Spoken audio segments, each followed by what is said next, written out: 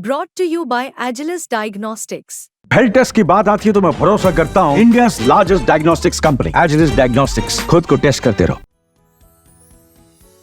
FIIs को पिछले कुछ समय से भारतीय बाजार ओवर वैल्यूड लग रहा है। पिछले कुछ समय से एफआईआईज बिकवाली कर रहे हैं। एक्सपर्ट्स की माने तो विदेशी निवेशकों की खरीदारी तो फिलहाल दिखाई नहीं देती और हो सकता है बिकवाली और बढ़ जाए।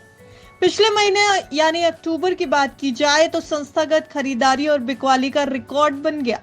विदेशी संस्थागत निवेशक यानी एफआईआईज ने घरेलू इक्विटी मार्केट में रिकॉर्ड बिकवाली की और घरेलू संस्थागत निवेशक यानी डीआईआईज ने रिकॉर्ड खरीदारी की।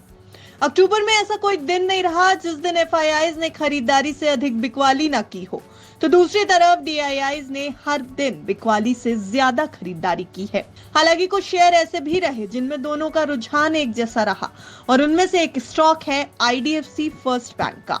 दरअसल आईडीएफसी फर्स्ट बैंक के शेयरों में गिरावट हुई है और इस गिरावट ने एफआईआईज और डीआईआईज दोनों को ही मौका दे दिया और दोनों ही चूके भी नहीं, जमकर खरीदारी कर ली। पिछले महीने अक्टूबर में एफआईआईज ने भारतीय इक्विटी मार्केट में 1,14,445.89 करोड़ रुपए की नेट बिक्री की है, जबकि दूसरी तरफ डीआईआईज की बात की जाए तो डीआईआईज ने 1,07,254.68 करोड़ रुपए के शेयरों की नेट खरीदारी की है। वहीं आईडीएफसी फर्स्ट बैंक की बात करें तो सितंबर तिमाही के आखिरी में एफआईआईज की हिस्सेदारी 19.90% थी और डीआईआईज की हिस्सेदारी 15.20% थी। इसके बाद बीएसई पर मौजूद 11 अक्टूबर 2024 के आंकड़ों के मुताबिक एफआईआईज की हिस्सेदारी तेजी से बढ़कर 27.30% और डीआईआईज की 25.40% हो गई। यानी दोनों की कुल मिलाकर हिस्सेदारी इसमें 35.1% से बढ़कर 52.7% हो गई। पिछले महीने डीआईआईज और एफआईआईज ने जब आईडीएफसी फर्स्ट बैंक के शेयर खरीदे थे तो ये 72 से 73 रुपए के आसपास थे। इस लेवल से ये 8 से 10% टूट चुके हैं और फिलहाल बीएसई पर ये 65 रुपए 65 पैसे के भाव पर है। पिछले साल 19 दिसंबर 2023 को ये 92 रुपए 33 पैसे के रिकॉर्ड हाई पर था, लेकिन इस रिकॉर्ड हाई से स्टॉक 11 महीने में करीब 36% टूटकर कुछ दिनों पहले 28 अक्टूबर 2024 को एक साल के निचले स्तर 59 रुपए 24 पैसे पर आ गया।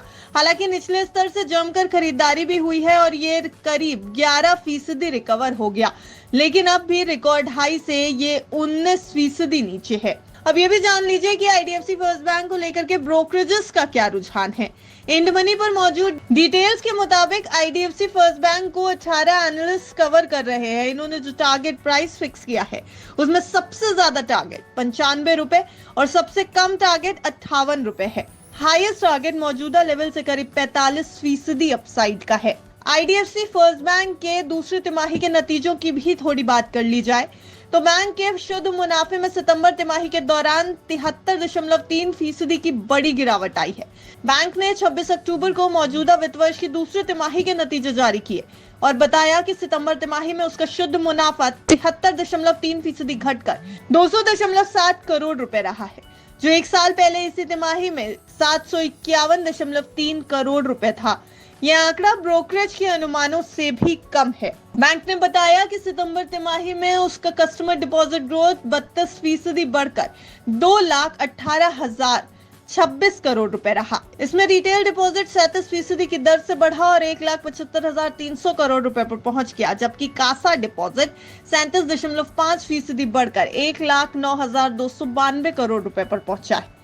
आईडीएफसी फर्स्ट बैंक के शेयर की परफॉर्मेंस की अगर बात कर ली जाए तो 8 नवंबर को बैंक का स्टॉक 1.31% की गिरावट दर्ज करके कारोबार बंद किया।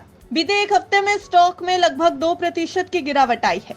एक महीने में ये स्टॉक 9.5% गिर चुका है और बीते 6 महीनों में इसने 14.25% का रिटर्न दिया है। ये स्टॉक अब तक 25.23% का नेगेटिव रिटर्न अपने निवेशकों को दे चुका है, लेकिन एफआईआईज का भरोसा इस पर कायम नजर आ रहा है। फिलहाल तो स्थिति यही कह रही है। आने वाले समय में बैंक का शेयर कैसी चाल दिखाएगा और एफआईआईज इस पर कितना भरोसा जताते नजर आएंगे, ये देखने वाली बात होगी। Bureau report, विस्तक।